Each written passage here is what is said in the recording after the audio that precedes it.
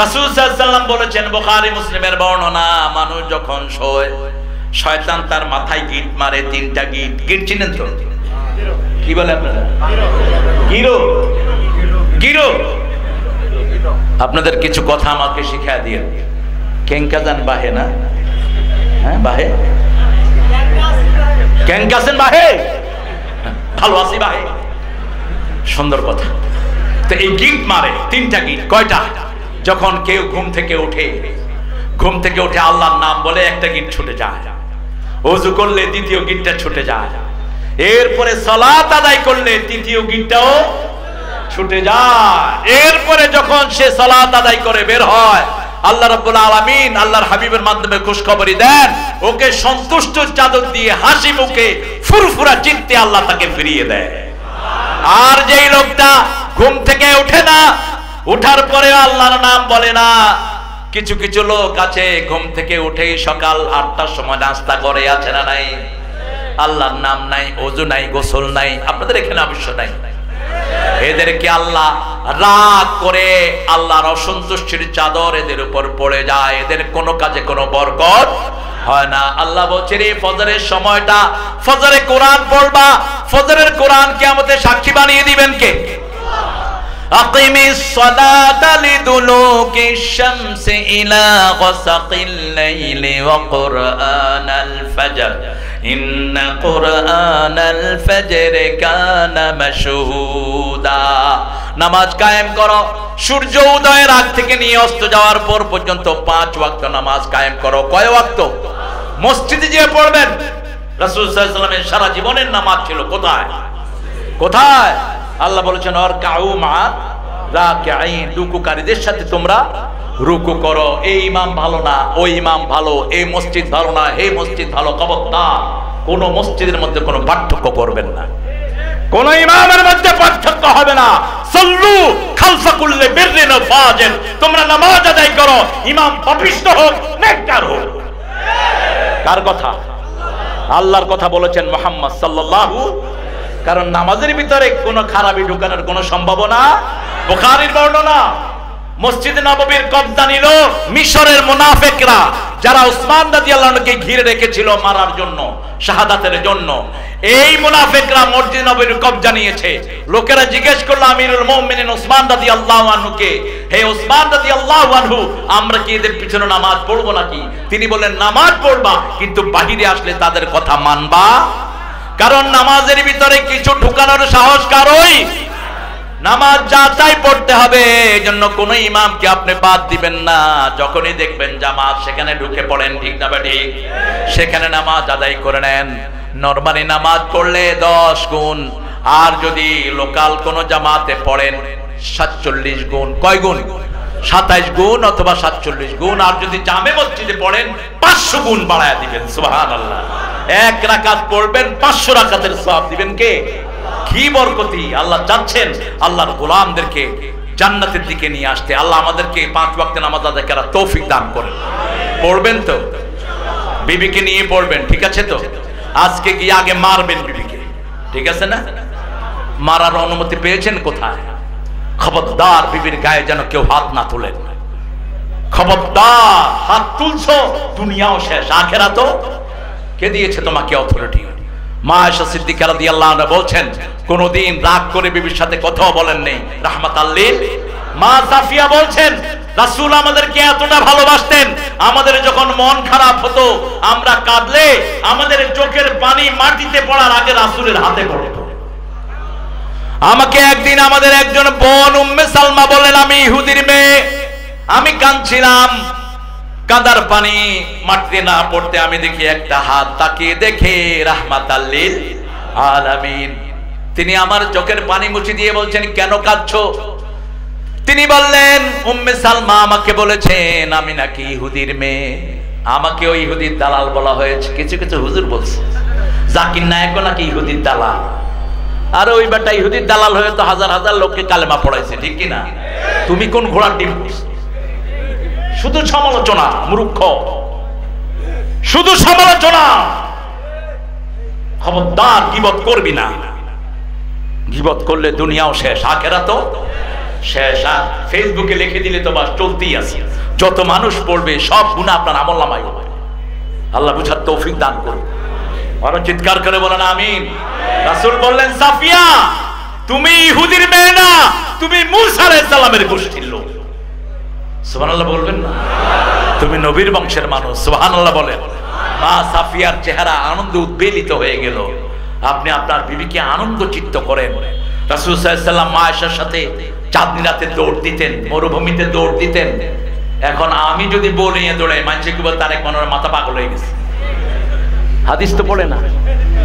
রাসূল সাল্লাল্লাহু আলাইহি ওয়াসাল্লামের বিবি ছিলেন মাত্র 9 বছর বয়স। তখন যখন রাসূলের ঘরে আসেন, আজকের মেডিকেল সায়েন্স বলছে একটা মেয়ে 9 বছর বয়সে বালেগা হয়। আমেরিকার টেক্সাসে তারা নিয়ম করেছে 9 years girl if she choose any person she can go with him। 9 বছরের মেয়ে যদি কোনো লোককে পছন্দ করে বিয়ে করে, তার বিয়ে ভ্যালিড। কারণ একটা মেয়ে আর্লি বালেগা হয় কয় বছরে? 6 বছরে। আর হলো মুসলিম শরীফের বর্ণনা, 9 বছর বয়সে তিনি রাসূলের বিবি হিসাবে ঘরে গেলেন। আর ঘরে গিয়ে বললেন, রাসূলের ঘরে আমি এক গ্লাস, ছোট্ট গ্লাসের 1 গ্লাস দুধ পেয়েছি, একটা পানির মশক পেয়েছি, আর খেজুর পাতার বিছনা পেয়েছি, 2টি বালিশ পেয়েছি। দুনিয়ার আড়ম্বরের কোন জিনিস সেখানে নাই, একটা চাদর পেয়েছি, কিন্তু সারা ঘর ভালোবাসায় ভরপুর ছিল। ভালোবাসা দিয়ে আমি ভরপুর পেয়েছি রাসূলের ঘরকে। বলছেন কে? মা আয়েশা সিদ্দিকা রাদিয়াল্লাহু আনহা। এই আয়েশাকে নিয়ে রাসূল দৌড় দিতেন মরুভূমিতে। নজরুল সেটা চিত্রায়িত করেছেন, ছন্দে ছন্দে দোলে আনন্দে আমি বন ফুল গো। কি চমৎকার বর্ণনা আমাদের জাতীয় কবি, আল্লাহ তাকে মাফ করে দেন। এই কি হয়েছে তোমাদের? কথা বলছে কে? আমরা নামাজে গেলে আমাদের অন্তর ভালো হয়। একটু টেস্ট করেন না নামাজকে, একটু টেস্ট করেন। তাহাজ্জুদের নামাজে পড়েন, দাঁড়ান, শরীর ভালো থাকবে। আল্লামা ইমাম তিরমিজি রাহিমাহুল্লাহ বলছেন, তাহাজ্জুদে যে দাঁড়ায় তার 5টি উপকার। কয়টি? প্রথম উপকার, সে আল্লাহর নৈকট্য লাভ করে। দ্বিতীয় উপকার, সব নবীদের অভ্যাস রাতে দাঁড়ানো, নবীদের অভ্যাসে সে তার অভ্যাসটা গড়ে নিতে পারে। সুবহানাল্লাহ। তৃতীয় গুণ, যা শুনবেন, যা বলবেন শুনবেন কে? চতুর্থ গুণ, তার শরীরটা ভালো রাখবেন কে? পঞ্চম গুণ, আল্লাহ তাকে রহমত দিয়ে ধন্য করে দিবেন। আর কি চান আপনি? আপনি দাঁড়ান। এখন আধুনিক এক্সারসাইজও বলছে নামাজে আমরা করে,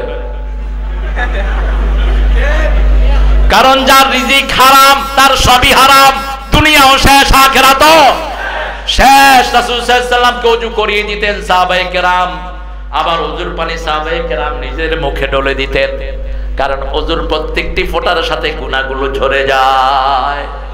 রাসূলকে পানি ঢেলে দিচ্ছেন, তিনার একটা মাত্র কাপড়, গায়ে আর কোনো কাপড় নেই, নিচে নামালে বুক খালি, উপরে উঠালে নিচে খালি।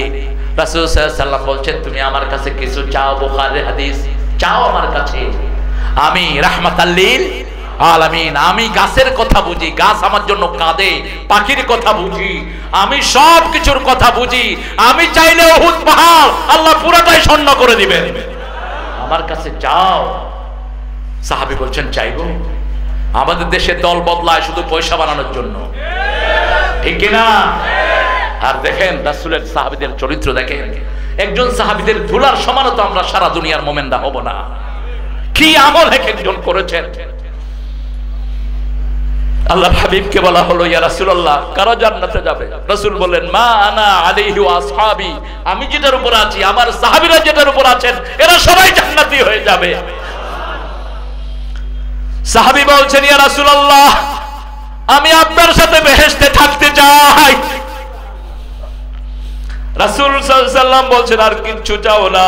তোমার ঘর নাই, বাড়ি নাই, ছেলে নাই, মেয়ে নাই, বিবি নাই, বাচ্চা নাই, খাওয়া নাই, আর কিছুই তুমি চাও না? বলছেন, আর কিছুই আমি চাই না, আমি আপনার সাথেই বেহেশতে থাকতে চাই। রাসূল সাল্লাল্লাহু আলাইহি ওয়াসাল্লাম বলেন, আইন্নি বিকাসরাতিস সুজুদ, বেশি সিজদা দাও, আল্লাহ তোমাকে আমার সাথে জান্নাতি বানায়া দিবে। সময় পেলেই সিজদা, সময় পেলে কি? মনে যখনই কষ্ট আসতো রাসূল বলতেন, আযনিয়া বেলাল আরে হানিবিস সালাত, হে বেলাল তুমি আযান দাও, নামাজ দিয়ে আমার কলিজাটাকে তুমি ঠান্ডা করে দাও। সে আমার আল্লাহ বলছেন নামাজ ততক্ষণ কায়েম হবে না যতক্ষণ আপনারা যাকাত না দেন। যার যাকাত, যার জমি আছে জমির যাকাত দিবেন, ওসর দিবেন। যাকাত 5 ভাবে দিতে হয়। কয় ভাবে? 5 ভাগ, 10 ভাগ, 20 ভাগ, 25 ভাগ, 30 ভাগ। কয় ভাগ হলো? 5 ভাগ, 10 ভাগ, 20 ভাগ, 25 ভাগ, 30 ভাগ। 5 ভাগ কাদের? খনিজ পদার্থ। বাংলাদেশে গ্যাসের খনি আছে না নাই? উত্তরবঙ্গে কয়লার খনি আছে না নাই? এই কয়লার খনি যে এলাকায় পাবেন, আল্লাহর নিয়ম হলো ওই এলাকার গরিবদেরকে কয়লার খনি থেকে 5%, কয়লার খনি থেকে 5% আকারে তাদেরকে গরিব মানুষকে দেয়া হবে। কত পার্সেন্ট দেয় আমাদের দেশে? কয়লার খনি যদি পয়সা দেয়া হতো, কোনো গরিব থাকতো উত্তরবঙ্গে? দেয় না। 10%। আপনি কোনো খেতে ফসল লাগিয়েছেন, বৃষ্টি হয়নি, আপনি সেচের পানি দিয়ে আপনি সেই ফসলটা ফলিয়েছেন, আপনি সেটা থেকে 10 মণে 1 মণ কার রাস্তায় দিবেন? আল্লাহর রাস্তায়। ইয়াউমা হাসাদিহি, যেদিন এটা কাটবেন, আল্লাহ কোরআনে বলছেন ওই কাটার সময় খেতে দিয়ে আসবেন, বাড়িতে এনে দিতে পারবেন না। আর যদি বৃষ্টির পানিতে হয়, বৃষ্টির পানিতে যদি হয় তাহলে 10 মণে 1 মণ, আর যদি নিজে শেষ করে তাহলে 20 মণে 1 মণ গরিবকে দিবেন। আর 25টা ছাগল যদি আপনার হয়, একটা ছাগল কার রাস্তায় দিবেন? কথা বল না কেন? কিন্তু ছাগল যদি আপনার খাওয়াতে হয়, যদি ছাগলকে খাওয়াতে হয়, বেড়াকে খাওয়াতে হয়, এগুলো যদি সরকারি জমিনে চড়ে খায় তাহলে 25টাতে একটা। আর যদি আপনার কিনে খাওয়াতে হয় তাহলে এগুলোর যাকাত দিতে, কথা বল না কেন? আর যদি 30টা ওট হয়, একটা ওট গরিবকে দিবেন। আচ্ছা বলেন তো, এই হিসাবে যদি আমরা যাকাত দেই, বাংলাদেশে কোনো গরিব থাকবে? গরিব থাকবে না। আবার শরীরের যাকাত কি? শরীরের যাকাত রোজা। রাসূল সাল্লাল্লাহু আলাইহি ওয়াসাল্লাম প্রতি সপ্তাহে 2টা রোজা রাখতেন। কয়টা? কি কি বারে জানি? সোমবার, বৃহস্পতিবার। এই সোমবারে কে কে রোজা রাখছেন দেখি, হাত উঠান তো দেখি। ভালোবাসায় একেবারে উতলায়া যায়। আরেক গ্রুপ আছে ঈদে মিলাদুন নবী, আল্লাহর নবী করলেন 2টা ঈদ, আর তোরা বানালি 3টা ঈদ। 12ই রবিউল আউয়াল যে রাসূল ইন্তেকাল করেছেন, এটা শহীদুল ঈদ না? একটা বর্ণনা এসেছে রাসূলের জন্মের তারিখ হলো 5টি। কয়টি? 5 তারিখ, 10 তারিখ, 12 তারিখ, 17 তারিখ। আবার কেউ কেউ বলেছেন রমজানে রাসূল দুনিয়ায় এসেছে। কিন্তু সোমবার দিন যে জন্মগ্রহণ করেছেন তাতে কোনো সন্দেহ ইয়াউমুল ইসনাইন। এই জন্য সোমবার দিন তিনি কি রাখতেন? রোজা রাখতেন। আবার হেরা পর্বতে প্রথম ওহী যখন নাজিল হয়, সেটাও কি বার ছিল? সোমবার ছিল। আবার দেখেন রাসূল সাল্লাল্লাহু আলাইহি ওয়াসাল্লাম যে 12 তারিখে ইন্তেকাল করেছেন, এই ব্যাপারে কোনো সন্দেহ? তো এটা মৃত্যু ডেট, এটা সাথে সবার একমত। এখন রাসূল যেদিন চলে গেছে সেদিন আপনি ঈদ করেন কেমনে? কেমনে ঈদ করেন? আমার প্রিয় ভাইয়েরা, 2টা ঈদ ইসলাম দিয়েছে, তৃতীয় ঈদ বানানোর কোনো সুযোগ নাই। আমার নবী সাল্লাল্লাহু আলাইহি ওয়াসাল্লাম যা করেছেন আমরা তা করব। তিনি রোজা রেখেছেন, আমরাও রোজা রাখবো। বৃহস্পতিবার তিনি কেন রোজা রাখতেন? তিনি বলতেন এটা সপ্তাহের শেষ দিন, এই দিন আল্লাহ জান্নাত খুলে দেয়। আবার মাসের 13, 14, 15 ইয়ামে বেজরে রোজা রাখতেন রাহমাতাল লিল আলামিন। রোজা রাখলেই শরীরটা ভালো থাকে। তাসুমু তাসিহু, রাসূল বললেন। একজন বৈজ্ঞানিক, জাপানের একজন বৈজ্ঞানিক এই রোজার উপর গবেষণা করে তিনি নোবেল পুরস্কার নিয়েছেন। তিনি বলেছেন সব ধর্মে উপোস আছে, কিন্তু মুসলমানদের রোজার মতো এত শ্রেষ্ঠ রোজার কারো। যেমন হিন্দু ভাইদের ধর্মে উপোস আছে, উপোসের ভিতরে তারা শুধু ভাত আর রুটি খায় না, কলা, বিস্কুট, মুড়ি, বিড়ি, আরো যা আছে সব খাওয়া যায়। তো এরকম রোজা তো আমরা সারা জীবন রাখতে পারবো। তা আমাদের রোজা দেখেন কি সুন্দর। সূর্য ওঠার আগে কিছু খাবো, যেটাকে সাহুর বলা হয়। ফিস সাহুরে বারাকা। রাসূল বলেছেন ইহুদিরা সেহরি খায় না, তোমরা সেহরি খাও। সেহরি যারা খায় তাদের রোগব্যাধি ভালো করে দিবেন কে? অন্তত পানি হলো খাও, খেজুর হলো খাও। আবার সূর্য ডোবার সাথে সাথে তোমরা রোজা ভাঙো। ওই বৈজ্ঞানিক পরীক্ষা করে দেখলেন এই যে 18 ঘন্টা, 7 ঘন্টা, 10 ঘন্টা শরীর খালি থাকার কারণে শরীরের যে ব্যাকটেরিয়া, বাজে কোষগুলো আছে ভিতরে, এই সবগুলো মারা যায়। মারা যাওয়ার কারণে ভিতরের স্বাস্থ্যটা সবচেয়ে বেশি সুস্বাস্থ্য হয়ে যায়। এর জন্য কোনো রোগী যদি রোজা রাখে তার শরীর অটোমেটিক ভালো হয়ে যাবে। এই রোজার উপরে গবেষণা করে তিনি পুরস্কার পেয়েছেন। রাসূল সাল্লাল্লাহু আলাইহি ওয়াসাল্লাম বলেছেন, শরীরের রোজা হলো যাকাত, শরীরের রোজা হলো রোজা, শরীরের যাকাত হলো রোজা, আর অর্থের রোজা, অর্থের যাকাত হলো সম্পদ দেয়া। আপনার যদি 50,000 টাকা থাকে, সেখান থেকে 2.5% গরিবের হাতে দিয়ে দিবেন। কার হাতে? গরিবের হাতে দিয়ে দিবেন। আপনি যাকাতের পয়সা আপনার ভাইকেও দিতে পারবেন, তবে ভাইকে এটা বলবেন না, ভাই তোরে যাকাত দিচ্ছি। ভাই বলবেন তোর যাকাত তুই খা। তার সম্মান আছে না নাই? আপনি গোপনে তার হাতে দিয়ে দিবেন টাকা। কিন্তু পিতামাতাকে যাকাত দেয়া যায় না। পিতামাতা সম্মানী। পিতামাতা না থাকলে আমরা দুনিয়ায় আসতাম না। আল্লাহ বলছেন উফ শব্দ বলো না, উফ শব্দ বলো না নিজেরা, আবার ওদের মুখে উফ নেও না। আর বাপকে চোয়ার দেয়, বাপকে থাবড় মারে। সূরা বনী ইসরাঈলের 23 নম্বর আয়াতে কি অনিন্দ সুন্দর কথা আল্লাহ বলছেন, ওয়াকাদা রাব্বুকা আল্লা তা'বুদু ইল্লা ইয়্যা ওয়া বিল ওয়ালিদাইনি ইহসানা। আল্লাহ বলছেন আমার পক্ষ থেকে সিদ্ধান্ত হয়েছে আল্লাহর ইবাদত ছাড়া আর কারো ইবাদত করা যাবে না। পিতামাতার প্রতি ইহসান করবে। ইহসান কি? ইহসান কাকে বলে? আল্লাহ বলছেন আন তা'বুদাল্লাহা কাআন্নাকা তারাহু ফাইন লাম তাকুন তারাহু ফাইন্নাহু ইয়ারাক। ইহসান হলো আল্লাহর ইবাদত এমন ভাবে করবা যেন তোমরা আল্লাহকে দেখছো, তোমরা না দেখলেও তোমাদেরকে দেখছেন কে? এটা ইহসান। ইহসান ব্যাখ্যা আল্লাহ দিলেন।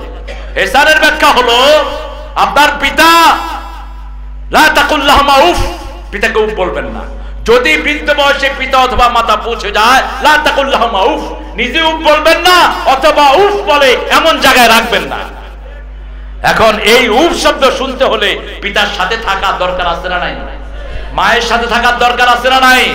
আপনি রংপুরে থাকেন, মা বাপ এখানে থাকে, আপনি উফ শব্দ শুনবেন কেমনে? কোন সন্তান যেন পিতামাতাকে একলা না রাখে, একা যেন না রাখে, পিতামাতার সাথে থাকেন। লা তানহারহুমা, ঝিড়কি দিয়ে কথা বলবা না। আকুল্লাহুমা কাওলান কারীমা, নরম নরম কথা বলো, নরম কথা, সম্মানজনক কথা। ইমাম বুখারী রাহিমাহুল্লাহ আদাবুল মুফরাদের ভিতরে বলেছেন, পিতামাতার নামটাও যেন সন্তান মুখে না নেয়। নামটা নিতে হলেও সামনে সম্মান সূচক, পিছনে সম্মান সূচক শব্দ লাগায়া তারপরে নামটা নিতে হবে। চতুর্থ বলেন আফিজ লাহুমা জানাহা যুল্লি মিনার রাহমা, তাদের জন্য রহমতের ডানা বিছায়া দাও। ডানা বিছাতে হলে পাশে থাকার দরকার আছে না নাই? রহমতের ডানা আপনার বিবি, আপনার সন্তান, আপনার কাজের লোক, আপনার টাকা পয়সা সব পিতামাতার জন্য বিছিয়ে দাও। এরপরে দোয়া করো রব্বির হামহুমা।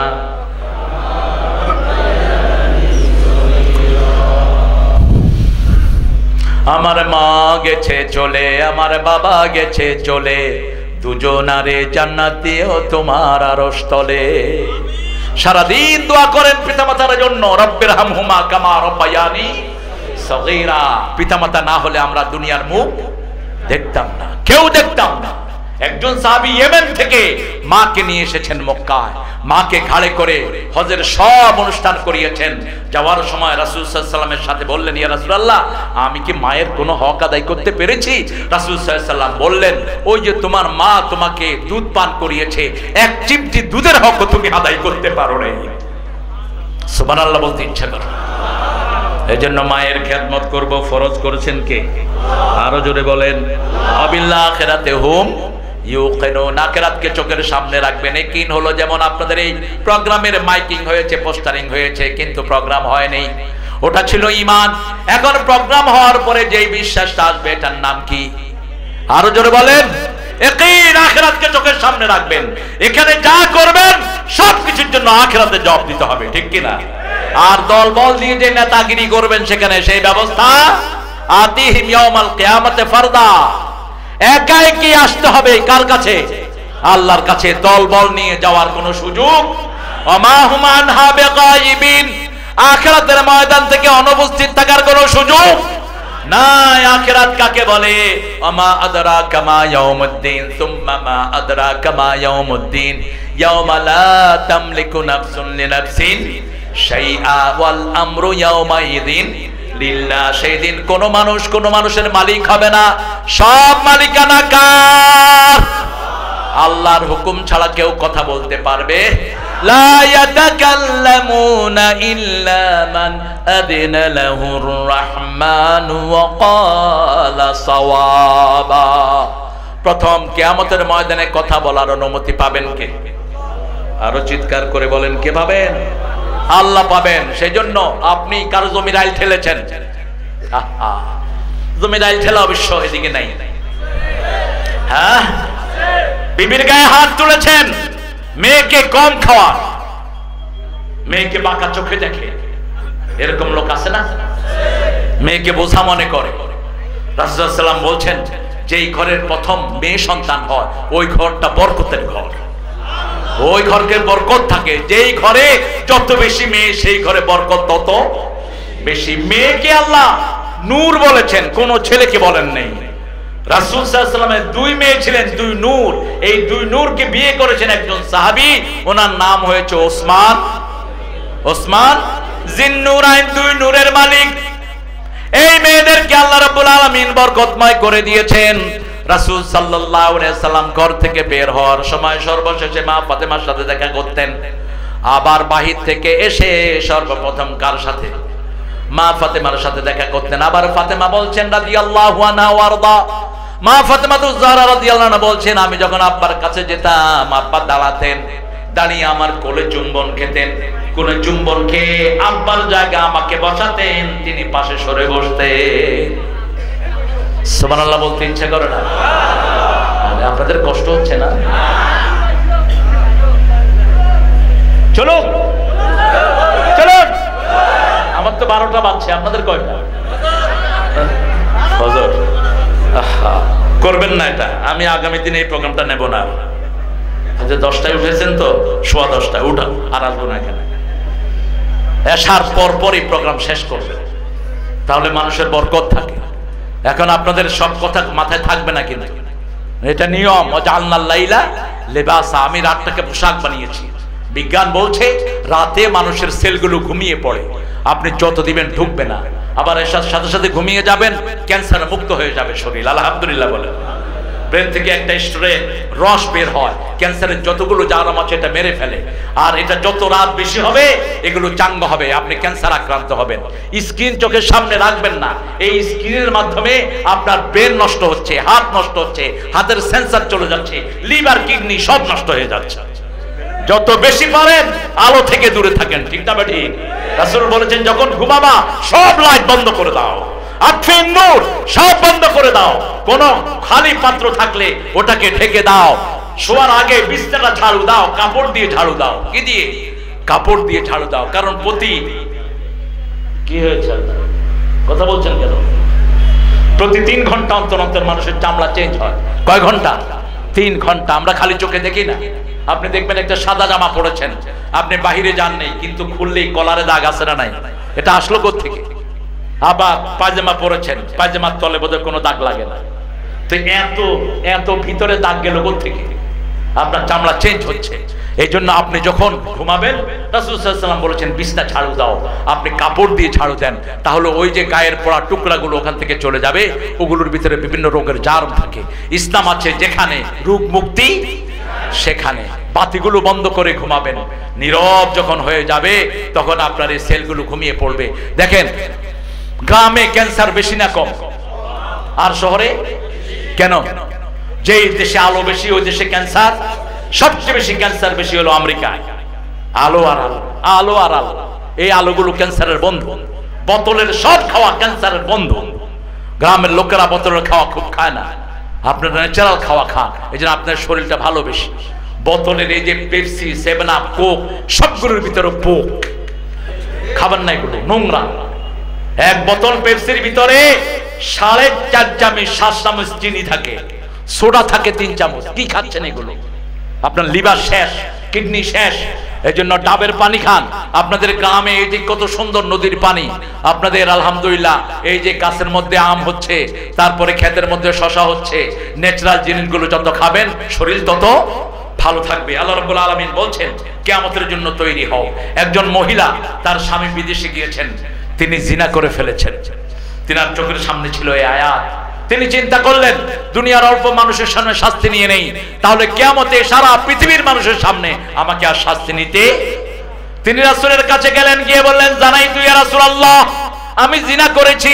রাসূল মুখ ফিরিয়ে নিলেন, তিনি আবার গিয়ে বললেন জানাই তো ইয়া রাসূলুল্লাহ, আবার মুখ ফিরিয়ে নিলেন।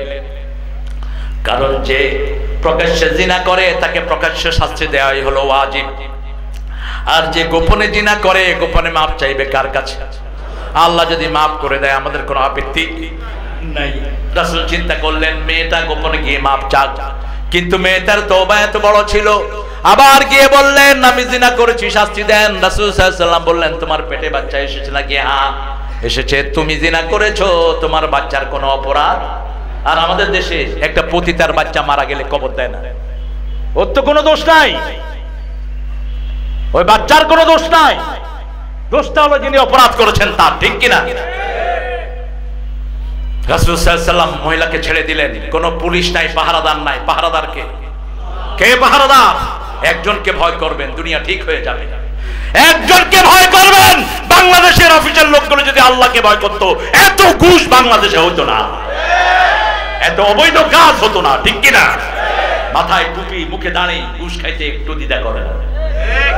রমজানে আমার মুসল্লি একজন গিয়ে বলল, হুজুর ওয়াসার অফিসে গিয়েছিলাম, খুব দোয়া করতেছি আল্লাহর কাছে, আল্লাহ ঘুষ যেন দিতে না হয়, আমার রোজাটা শেষ।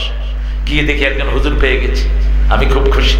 গিয়ে বললাম ভাই আমার এই ওয়াসার এই প্রবলেমটি আপনি এই রোজার মাসে একটু ঠিক করে দেন। উনি ড্রয়ার খুলছে, কয় আমি হাত দিয়ে ধরুন না, যা দিবেন এখানে দিয়ে যান। কত বড় বেয়াদব! হ্যাঁ, যা দিবেন ড্রয়ারে দিয়ে যান, আমি রোজা ভেঙে এটা দেখবো কত দিছে। হবে রোজা? কথা বল না কেন, রোজা হবে? কত সাধু অগল বসে আছে আমাদের অফিসে। এই সরকার বেতন সবচেয়ে বেশি বাড়িয়েছে, ঠিক কিনা? এরপরে যদি যেগুলো ঘুষ খায় এগুলো মানবতার দুশমন, দেশের দুশমন, কুত্তার চেয়ে নিকৃষ্ট। কেন খাস ঘুষ? এমন কোন জায়গা নাই যেখানে ঘুষ চলে না। শিক্ষা প্রতিষ্ঠান সেখানেও ঢুকতে ঘুষ, মাদ্রাসা সেখানেও ঘুষ। কি হয়েছে দেশটা? কোথায় যাবে মানুষ? দরিদ্র মানুষের যাওয়ার কোনো জায়গা নেই, অথচ ব্রেনই সবগুলো দরিদ্রদের ভিতরে। মহিলা পেটে যখন বাচ্চা প্রসব হলো, রাসূলের কাছে আবার গেলেন সাল্লাল্লাহু। রাসূল সাল্লাল্লাহু আলাইহি ওয়াসাল্লাম বললেন তোমার বাচ্চা তোমার কাছে খেতে হবে। আফসালুহু ফি আমাইন, 2 বছর দুধ পান করবে। কয় বছর?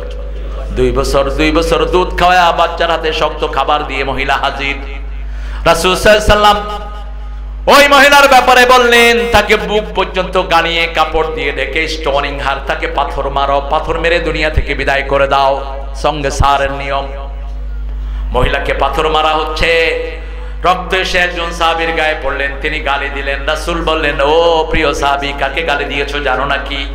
এই মহিলার তওবা যদি ভাগ করে দেয়া হয় পুরা মদিনাবাসীর জন্য যথেষ্ট হয়ে যাবে। কিভাবে তওবা করেছেন? কারণ তিনি চিন্তা করেছেন কার সামনে দাঁড়াতে হবে।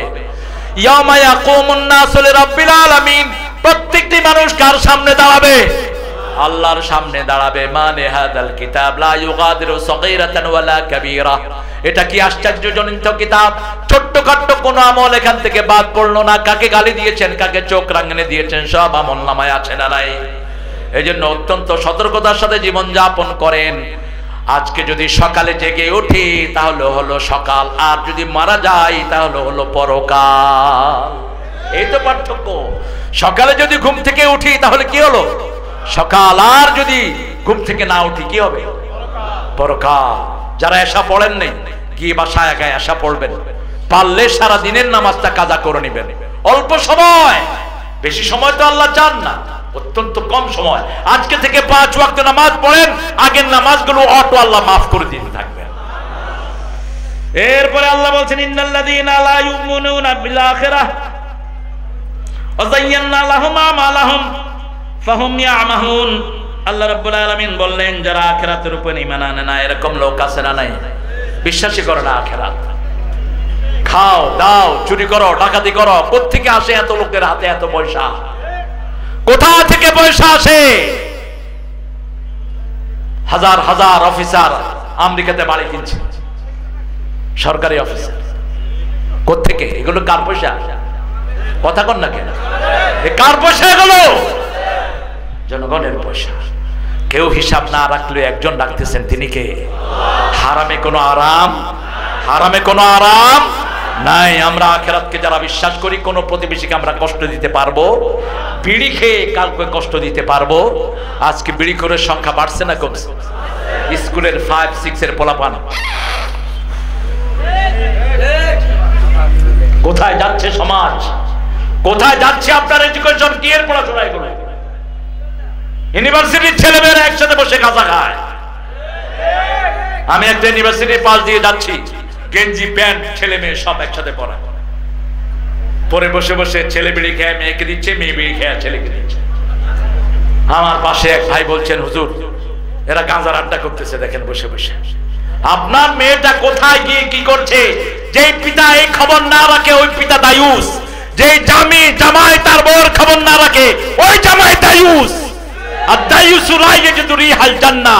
আপনার কিসের নামাজ, কিসের রোজা? জান্নাতের ঘ্রাণও আপনার নাকে আসবে না। আজকে 15-20 বছর, 12-13 বছরের মেয়েরা টিকটক করছে, ঠিক না বেঠিক?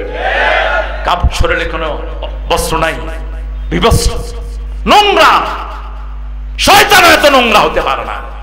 আপনি খবর নেন, আপনার 6 বছর বয়স থেকে আপনি বাচ্চার পিছনে থাকেন। আপনার ছেলেকে আপনি মসজিদে নিয়ে যান, 7 বছর বয়সে নামাজ শিক্ষা দেন। 10 বছর বয়সে যদি মেয়ে ছেলে নামাজ না পড়ে কাঠিন্যতা আরোপ করেন, তার খাওয়া বন্ধ করে দেন, তার সাথে কাঠিন্যতা আরোপ করেন, এটা কার আইন? কেন নামাজের ব্যাপারে এত কঠিন হওয়ার কথা বলেছেন? সূরা আনকাবুতে আল্লাহ বলছেন, ইন্নাস সালাতা তানহা আনিল ফাহশাই ওয়াল মুনকার ওয়া লাযিকরুল্লাহি আকবার। নিশ্চয় নামাজ প্রত্যেকটি মানুষকে ফাহিশা কাজ, ইসলাম বিরোধী কাজ থেকে সরায়। যদি কাউকে না সরায়, বুঝতে হবে তার নামাজ কবুল হয় না। ওখানে বলেছিলাম নামাজ 5 রকম। কয় রকম? কয় রকম? নবীদের নামাজ, আল্লাহর ওলিদের নামাজ, মাফিন নামাজ, গাফেলদের নামাজ, মুনাফিকদের নামাজ। আবার নামাজিও 5 প্রকার: daily, weekly, yearly, occasionally, suddenly. এখানে গেছে নেতা সাহেব, নামাজে না দাঁড়ালে তো ভোট পাবে না। আল্লাহ,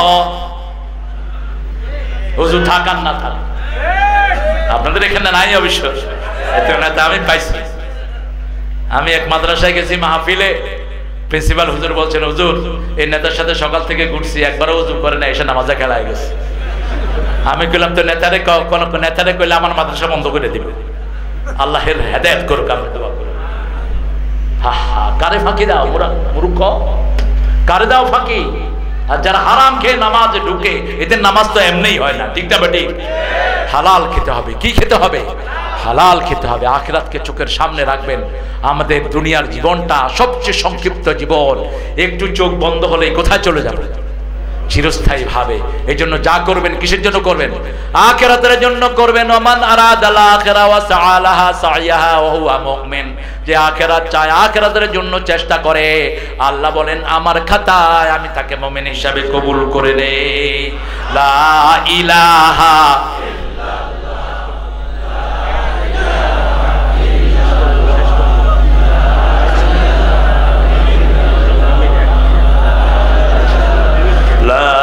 ইলাহা ইল্লাল্লাহু মুহাম্মাদুর রাসূলুল্লাহ সাল্লাল্লাহু। একটা হিসাব প্রত্যেকদিন ঘরের বাচ্চাদের নেবেন। সেটা কি? সেটা কি? নামাজ। সেটা কি? নামাজ। মেয়েকে বা ছেলেকে আদর করে জিজ্ঞেস, বাবা নামাজ পড়েছো? ফজরের সময় জাগিয়ে দেন। আপনার বিবিকে দিয়ে মেয়েদেরকে জাগাবেন, কারণ মেয়েদের জিনিসটা সবচেয়ে বেশি বুঝে মা। সবচেয়ে বেশি বুঝে কে? আর পুরুষদেরটা বুঝে বাবা। মেয়েদের মাকে মেয়েদেরকে জাগাতে পাঠিয়ে দেন। বাপ আপনি ছেলেদেরকে ডাকেন, আদর করে ডাকেন, অত্যন্ত সুন্দর ব্যবহার দিয়ে ডাকেন, লোকমান আলাইহিস সালামের মতো। লোকমান রাহিমাহুল্লাহ, তিনাকে আল্লাহ কত বড় মর্যাদা দিয়েছেন। ইয়া বুনাইয়া লা তুশরিক বিল্লাহ ইন্নাশ শিরকা লাযুলমুন আযীম। ইয়া বুনাইয়া আকিমিস সালাত ওয়া আতুজ যাকাত। কি সুন্দর করে করে তিনি ছেলেদেরকে এগুলো শিক্ষা দিয়েছেন। এগুলো শিক্ষার জন্য এই প্রতিষ্ঠান হয়েছে। প্রতিষ্ঠানটাকে আপনারা ভালোবাসেন তো? ভালোবাসেন তো? দেখি কারা কারা ভালোবাসেন, একটু হাত তুলে দেখেন। আবু তালেব। আর আপনার ভাইয়ের নাম? আহসান হাবিব। উনি ক্যান্সারে মারা গেছেন। ভাই দোয়া চেয়েছেন, আমরা ওনার জন্য দোয়া করবো। আল্লাহুম্মা আমিন। لا إله إلا هو الحليم سبحان رب العرش العظيم اللهم صل وسلم على نبينا محمد وعلى آله وصحبه أجمعين ربنا ظلمنا أنفسنا وإن لم تغفر لنا وترحمنا لنكونن من الخاسرين ربنا آتنا في الدنيا حسنة وفي الآخرة حسنة وقنا عذاب النار মাদ্রাসা প্রাঙ্গণ বালাচৌ গোড়াহাট বদরগঞ্জ রংপুর থেকে হাজার লক্ষ জনতা নিয়ে গভীর রাতে আপনার কাছে ভিক্ষার হাত তুলেছে আল্লাহ কারো কাছে এইভাবে হাত পাতিলেন আপনি বলেছেন কেউ যদি হাত পাতে তার হাত আপনি খালি হাত ফেরত দেন না আমরা গুনাহগার আপনি গাফফার আমাদের জীবনের গুনাহগুলো আপনি maaf করে দেন আজকের নামাজ আজকের রোজা সহ সারা জীবন যা ইবাদত করেছি আপনারা শাহী দরবারে কবুল করুন তার হাদিয়া সমস্ত আম্বিয়া কিরামের আরওয়াহ মুবারকে পৌঁছিয়ে দেন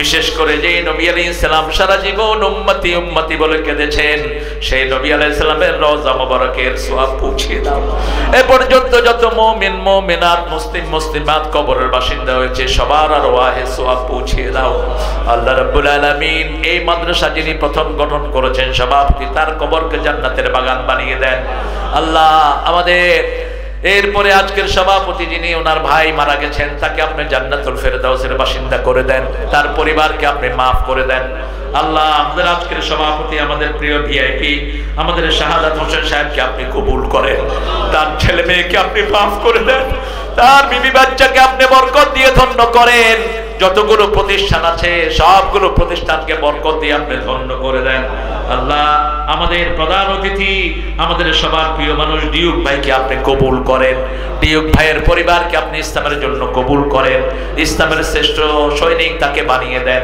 উপজেলা চেয়ারম্যান সাহেবকে আপনি কবুল করেন তার মায়ের হায়াত আপনি দারাজ করে দেন সে যেভাবে মায়ের খেদমত করে তার এই খেদমতকে আপনি কবুল করে নেন আল্লাহ আমাদের এখানে দুইজন চেয়ারম্যান আছেন জনগণের প্রতিনিধি এই দায়িত্ব দিয়ে তাদেরকে জান্নাতের ব্যবস্থা করে দেন মিজান ভাই সহ মাদ্রাসা কমিটিকে কবুল করেন এই মাদ্রাসায় যতগুলো ছাত্র আলেমে হক্কানি রব্বানি বানায়া দাও এই মাদ্রাসাটাকে দুনিয়ার শ্রেষ্ঠ দ্বীনের মারকাজ তুমি বানিয়ে দাও মসজিদে নববীর মতো তুমি এই মাদ্রাসাকে কবুল করো আমরা যতগুলো ভাই বোন এখানে এসেছি সবাইকে তুমি মাসুম বানায়া দাও আমাদের যত মুরব্বিরা হাত তুলেছেন আবু বকর রাদিয়াল্লাহু আনহুর মতো কবুল করুন আমাদের যুবকদেরকে সাইয়েদনা বেলালের ঈমান দান করে দেন আমাদের ছোট্ট ছোট্টদেরকে হাসান হুসাইন রাদিয়াল্লাহু আনহুর মতো কবুল করুন আমাদের সকল মা বোনকে মা আয়েশা ফাতেমা রাদিয়াল্লাহু আনহার মতো কবুল করুন নিঃসন্তানের বুকটা সন্তান দিয়ে ভরে দাও আমাদের যত ছেলে যত ভাই বোন এখানে হাত তুলেছেন যে নিয়তে হাত তুলেছেন সবার জায়েজ আশাগুলো পূরণ করে দেন আমাদের পুলিশ আমাদের র্যাব আমাদের বর্ডার গার্ড আমাদের আর্মিদেরকে আপনি কবুল করুন আল্লাহ সব বিপদ মুসিবত থেকে সারা দুনিয়ার মানুষকে হেফাজত করুন আল্লাহ আমার হামজা কত সুন্দর সুন্দর কোরআনের কথা বলতো আজকে দীর্ঘদিন হামজার মুখ থেকে বিশুদ্ধ কোরআন এত সুন্দর কোরআন আমরা শুনতে পাই না আল্লাহ তুমি হামজার হায়াত দারাজ করে দাও হামজাকে সবচেয়ে তাড়াতাড়ি আমাদের মাঝে তুমি এনে দাও আল্লাহ সহ যত আলেম বন্দী আছে সবাইকে তুমি মুক্ত করার ব্যবস্থা করে দাও আল্লাহ ফিলিস্তিনকে মুসলমানদের হাতে তুলে দাও আল আকসাকে ইসরায়েলকে তুমি মুসলমানদের হাতে তুলে দাও ইহুদিদের সবগুলোকে তুমি দিনদার বানায়া দাও মুসলমান বানায়া দাও যদি হেদায়েত কপালে না থাকে তাদেরকে ধ্বংস করে দাও মুসলমানদেরকে তোমার গায়েবী সাহায্য দিয়ে তুমি সাহায্য করে দাও সারা দুনিয়ার মুসলমানদেরকে তুমি হেফাজত করো সারা দুনিয়ার মানুষকে ইসলামের জন্য তুমি কবুল করে নাও এই মাদ্রাসাখানাকে কিয়ামত পর্যন্ত তুমি দায়েম ও কায়েম করে দিও যারা দানের হাত বাড়িয়ে দিয়েছে তাদের ব্যবসায় হাজার বরকত তুমি ঢেলে দিও আল্লাহ আমাদের চাষির চাষে বরকত ঢেলে দাও ব্যবসায়ীর ব্যবসায় বরকত ঢেলে দাও আমাদের চাকরিজীবী ভাইদের চাকরিতে তুমি বরকত ঢেলে দাও আল্লাহ যানবাহন যারা চালায় সব বিপদ মুসিবত থেকে তাদেরকে হেফাজতে রাখো আল্লাহ জানি না কার জীবনের শেষ বোঝা যাতে কত দূর থেকে তোমার গোলামেরা এসেছে আল্লাহ মসজিদের ইমামদেরকে তুমি কবুল করে নাও তাদের সব দুঃখ দুর্দশা তুমি দূর করে দাও স্কুল কলেজ ইউনিভার্সিটির আলে সকল ছাত্র শিক্ষককে তুমি কবুল করো আল্লাহ। সব রকমের বেয়াদবি থেকে আমাদের ছেলে মেয়েদেরকে তুমি হেফাজতে রাখো আল্লাহ। আমাদেরকে শাহাদাতের মওত নসিব করে দিও, মৃত্যুর সময় সবার জবানে জারি করে দিও লা ইলাহা ইল্লাল্লাহু মুহাম্মাদুর রাসূল।